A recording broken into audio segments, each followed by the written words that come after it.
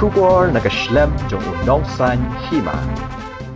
Kasengking atyar henyo trap National Liberation Council kala jid eki laingut Nongïalam bahakmat jongka kibabat eka kerdan Vice Chairman, Political Secretary but Foreign Secretary bakin yishim mentaha ke Jingïakren nisuk bat ke sarkar Pedeng bat ke sarkar Meghalaya.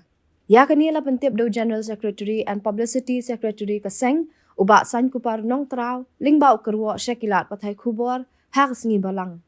Ubak Saiñkupar ulaong baka HNLC ka aibor yu Vice Chairman Kaseng uman bhalang jirwa u Political Secretary u Aristerwell Thongni badiaw Foreign Secretary u Prangkupar dingdo lembat arngut kinong pahara jumki u aibor lemmar banyang bat u storji lingdo bakin yeshim mentaha ka Jingïakren nisuk. Laban kedo bana kalyang ka HNLC kala thongyo President ka henyo trap National Youth Front ubak Southern Belak banlong kumunong mi khamat Kaseng ha kani ka Jingïakren nisuk.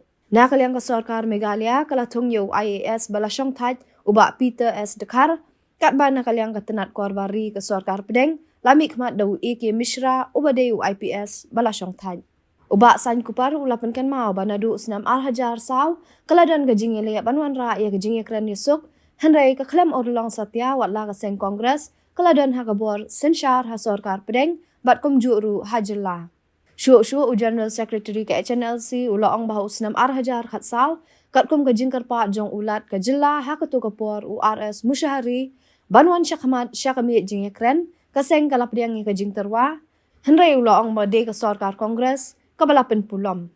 Henry hakani ka kenti ubak Saiñkupar ulaong baka HNLC ka snow scam halor ka sinjam balasyem da ka sarkar MDA bat ka jing ai jingbet da ka sarkar NDA na Delhi.